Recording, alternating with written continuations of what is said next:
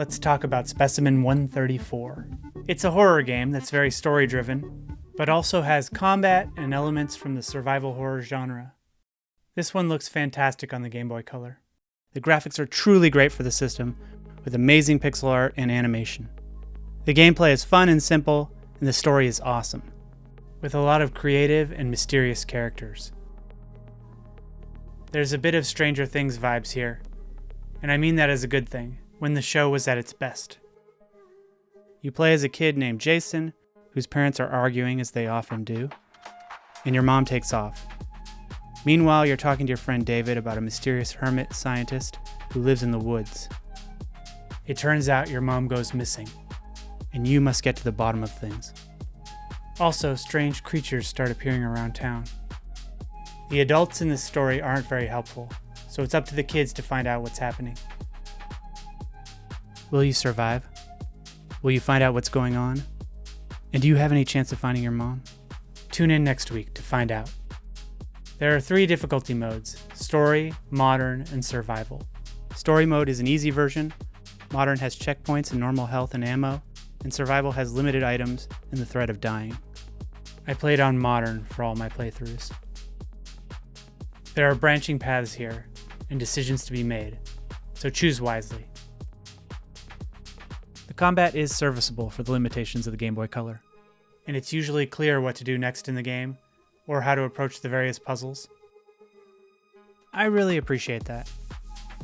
The game just flows. No need for a walkthrough.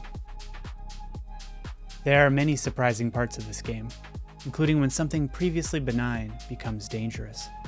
It keeps you in suspense of what's going to happen next.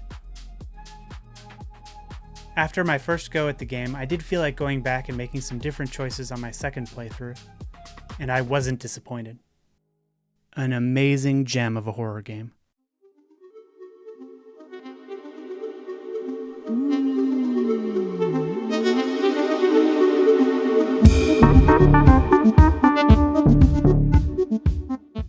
Bubble Ghost is a game where you're a ghost that can blow air, and your job is to guide a bubble through different maze screens with various obstacles that can pop the bubble. Unlike the bubble, the ghost can travel through walls and obstacles with ease, since it's a ghost. The game was released in 1990 for the Game Boy. This version was adapted by the Japanese developer Opera House from the computer game made by the French developer ERE Informatique, which was released first in 1987 for the Atari ST home computer. The director of this original game was Christophe Andreani. I hope I didn't butcher that. And the composer of the Game Boy version was Hitoshi Sakamoto, who went on to score games like Final Fantasy Tactics and Final Fantasy XII. So he's kind of a big deal. And this was his first solo score for a video game. The game is spooky in that it stars a ghost, but the only scary thing about this game is the level of precision it takes to complete the various challenges. There's a Dark Souls level of challenge to the difficulties here, or Elden Ring if that's your Soulsborne reference. It's all about putting in perfectly timed inputs. I struggled with this one for sure, but with that said, it's a really fun game. I enjoy some challenge, and the mechanics are very well done. The puzzles have a sort of sense of humor to them, like, for example, blowing a horn to scare a snake so it coils up. That way you can pass your bubble through safely. The controls are super basic, the D-pad to move, and a button to blow on things. It's a clever little puzzler that I definitely recommend. Interestingly, there's a remake of this game being made that appears to be based both on the Game Boy version and the original. It has a 2025 release date.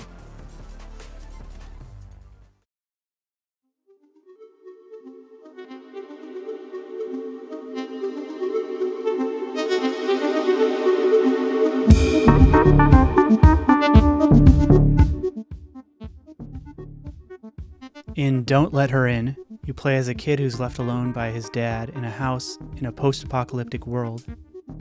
The last message your father left you is, "Don't let her in." You're alone at home with food dwindling and a creepy woman that acts like your mother keeps appearing at your windows to ask if she can feed you. This is a simple, short, and grim game. It's pretty good at creating a horror vibe. The atmosphere and art style, while simplistic most of the time, are kinda cool. There isn't a lot of depth here in either gameplay or story, but it's definitely a creepy horror experience. One of the doorways gave me some trouble at times when trying to enter it, but it was just a matter of being too precise on how you had to enter it. Everything else seemed to work fine. This is a simple but cool little adventure that serves a very specific phobia that I won't spoil here.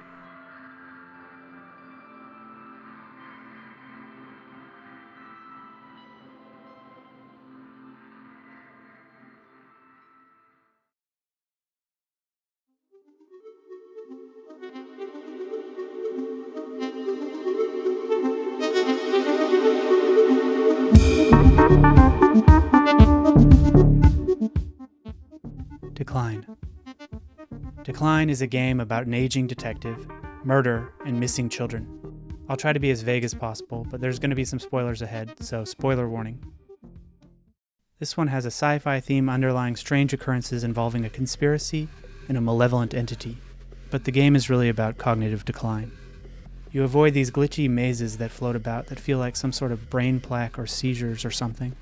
It grapples with the realities of dementia, like forgetting things and people treating you different. And this is what makes it more about the horrors of age-related decline than the sci-fi horror themes. In fact, it's hard to tell where the sci-fi horror ends and the dementia begins. Some parts of the game made me a bit uncomfortable thematically, so trigger warnings about kidnapping and about some violence that happens at a school. I would say that there isn't anything overly shocking about this game, but if those general themes are deeply triggering to you, then I would say it's probably worth staying away from this one. Anyway, overall it's a game that takes on the theme of aging, which seems all too relevant in the news in regards to gerontocracies in power, with their old ideas and aging minds. It's also a personal story that gives the player a chance to experience a version of something that likely affects all of our lives directly and or indirectly. Decline is made by the same creator of Specimen 134, and you can purchase it bundled together with that game and another horror Game Boy game called Opossum Country. The game collection is called the Metamorphosis Collection.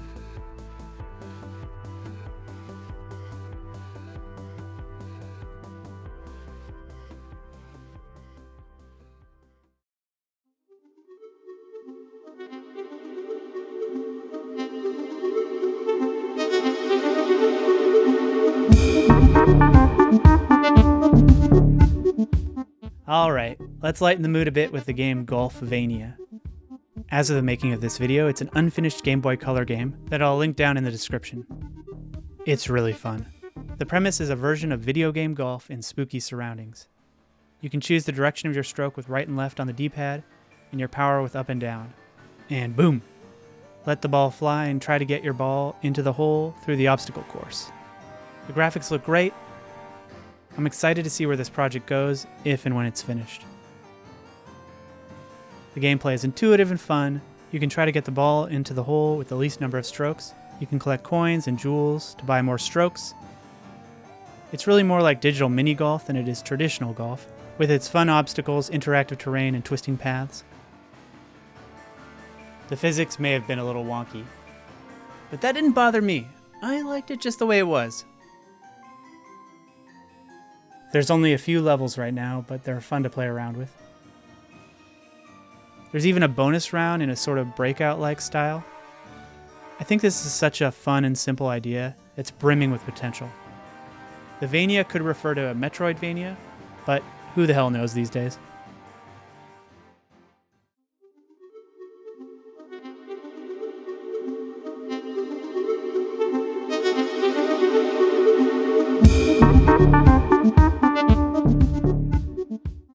Last, but definitely not least, we have Soul Void.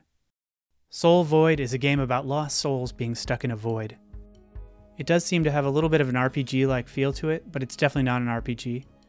It's better described as an adventure game, where the dialogue and the story are the main point, and the themes here will last you long after this intense journey. You meet lots of strange, suffering entities along your path to figure out why a seemingly normal girl has ended up in this place, with all these souls that are stuck in the in-between. Much of the dialogue is very reminiscent of intrusive thoughts and negative internal dialogue. It's as if you're hearing all the dark parts of someone's mind, or maybe many people's minds. Counterintuitively, much of the game has an almost peaceful and hypnotic rhythm to it. Each area is like wandering around a creepy metaphor with a theme that shows some dark part of the human experience. Or maybe parts of a stressful nightmare.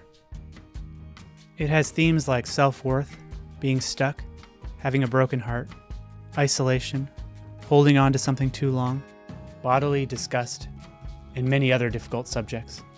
It's an intense, mostly narrative-based adventure that you could probably write a thesis paper on, or use for a theory of psychology of the subconscious mind and its interaction with other parts of the mind. Or, the adventure could simply be a way to experience empathy for those suffering from mental issues and traumas in this world. And it seems quite likely that empathy is something the world needs more of right now. The story explores this. Empathy for others, and empathy for yourself. You find this through places you go in the game and the people you meet. Or I guess the souls you meet. Mental issues can, of course, cause people to get sort of stuck. And that's what this is really about. So I guess, long story short, I suppose I'm saying this is not an adventure for those looking for light themes or wildly entertaining game mechanics. Despite the intensity of the themes, I think this is a great game to chill out with and play on a handheld. If you're patient with it. It's not the kind of game I'd binge. In my opinion, it's better played in multiple sessions so it doesn't feel tedious. This is a 1 to 3 hour journey with a ton of depth and a lot of truly fascinating writing. It's also surprisingly funny, or at least silly at times, considering the themes. Can you look at the darkness inside directly in its eyes? Can you help the suffering souls? Will you escape the soul void? Play it and find out.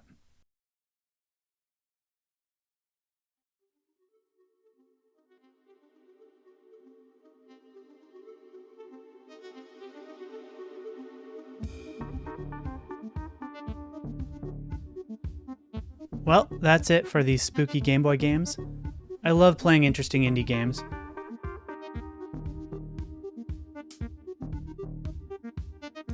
Five extra credit points for anyone who can name all the games I just showed. If you have any recommendations of cool indie horror games or indie games in general to check out, let me know in the comments. There are so many amazing indies these days. I love the bulk of amazing indie games out there. But it's hard to sift through and sort and find the ones that are fun to play. So I always appreciate some recommendations. Thanks for watching. Until next time.